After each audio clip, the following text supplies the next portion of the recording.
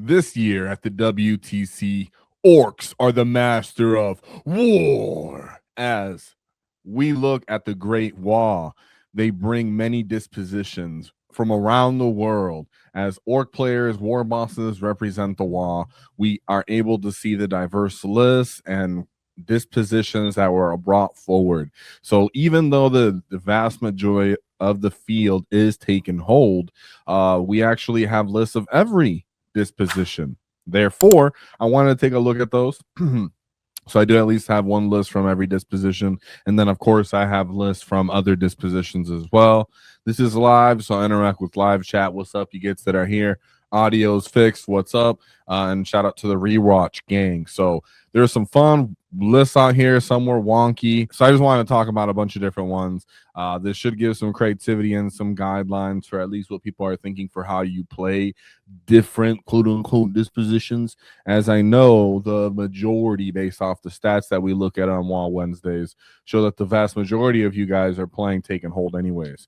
So even though I will look at a Take and Hold list, I have every disposition. And now we remind everybody why red ones go faster, where we have a disruption list. Here we have Cult of Speed with more DACA. So this was here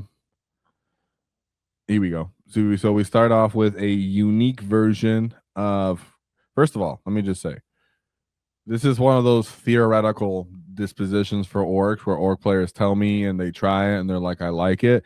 But it is, people think it's a good one because it's all around the battlefield. You're going to be around the battlefield anyways. You might as well be standing over there and doing actions, and you don't have to necessarily be good at holding your ground because you're kind of squishy as an Ork.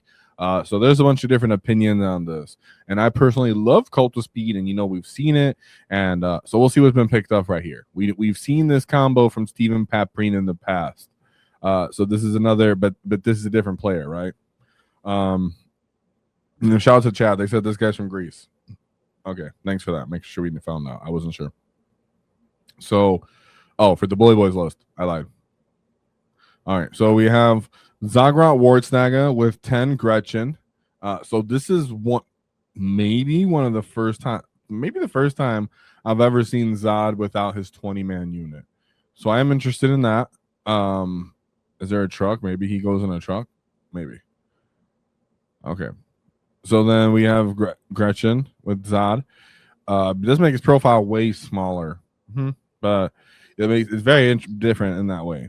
If he gets in the truck, he can scout that truck forward. So, then we have a Big Mac with Shock Attack going with Ludas with Dead Shiny Shooters. In this case, they aren't in Dread Mob, so they're only getting sustained, which is still pretty fire.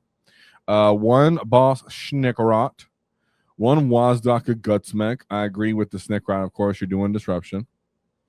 2 Warbiker units, 2 trucks, 2 Big Mac Docker rigs. So they're not getting any buffs from what I'm aware of. Yeah, they're not getting any buffs from either of the detachments. So this is just straight efficiency for what they are in data sheets. Keep that in mind. Then we have 3 bricks of Death Copters. Now from Stephen Paprine, we talked about this. If you guys didn't know, he was the git who got second place, lost to the Green Tide player before the Tide player the Tide list got nerfed, and he was running more Doc and Cult of Speed with a weird off-meta Ork list.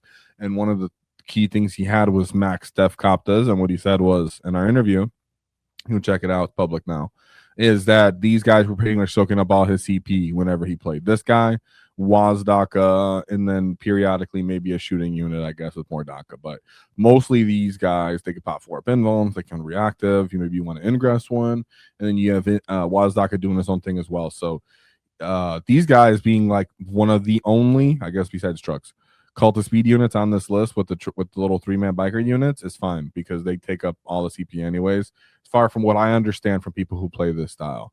Then we have 2 bricks of flash kits. Again, that's also what Stephen Paprine was bringing. Pretty much good counter to other mirror Ork lists where you're like, I got big bricks of dudes.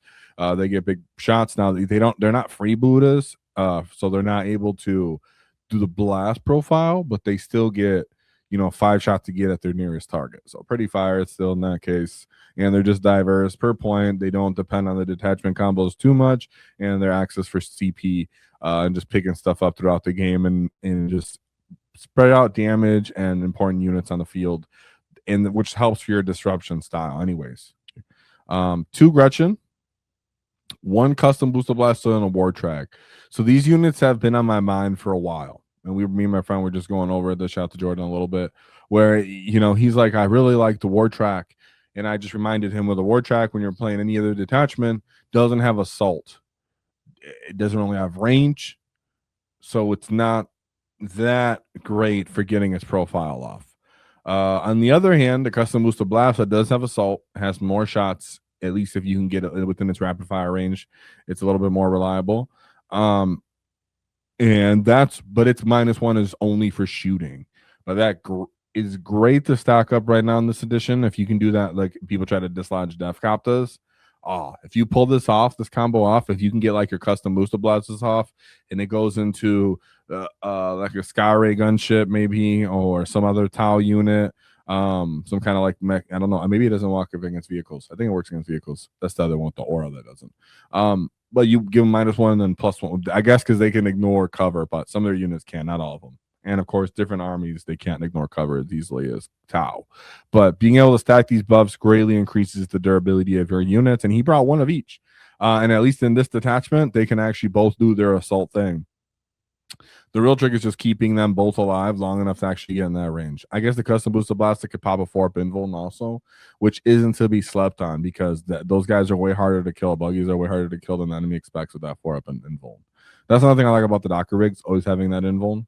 Helps them kind of play that long-term game and really bogging down the enemy. So he has a Luda brick for that go turn. He has Zagrat with a small brick, which was interesting. The lack of like midfield presence is obvious on this list, which makes sense for it being a disruption list, where he's trying to play the outskirts, the perimeters, shoot people that want to stand up in the middle, and then maybe somewhat countercharge here and there. The countercharging units would be sometimes Death Copters, but also Flash Kids. Death Copters, they are strength 5 base. They can go to strength 6. You can get them Lance. So against like a boy unit, again, they do great volume profile. They get blast. You give them sus 2. So against some matchups, you put them into the right things, I think this list can be pulled off. If you get it into the wrong matchup, though, he's going to have a hard time, which is always what we hear about cultist disruption as a whole. Before we jump back into the video, transporting a full Warhammer army, especially an Orc horde, can be a battle in itself.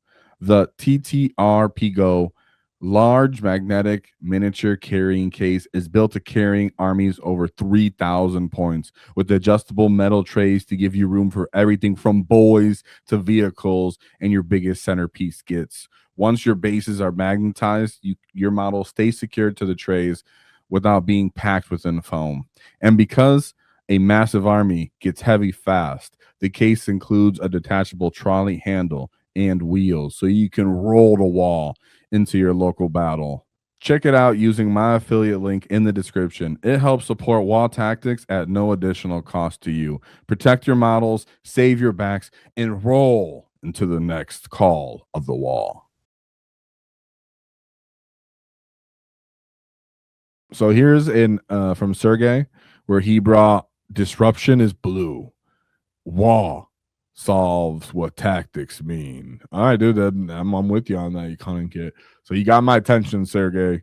So he has a freebooter crew and more DACA, but instead of choosing to tech into take and hold for his team, he chose to do disruption. I'm pretty interested in that, right? That's pretty interesting, because maybe his teams was like, well, we can use a Necron for take and hold or something like that. But this one right here, disruption is blue, freebooter crew, I think it's going to look similar. Let's see. We have the Gaz with the Brick of Boys and the Pain Boy. Pretty common there. A Beast Balls and Squigosaur with a small unit of Squigs. Pretty awesome. A Shock Attack Gun with Ignore Cover and Tank Buster Crew. Another Tank Buster Crew with Rapid Fire. Mazrog Scragbag Solo. Wazdaka Gutsmack. Double Trucks. 1 DACA rig.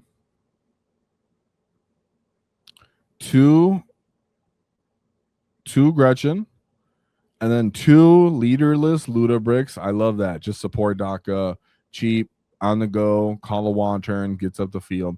It gets a little hard where you're like, well, this or flash kits. Well, the difference here is sometimes you can say that the cost is usually the thing, but the difference is the flash kits fight more, they have more wounds.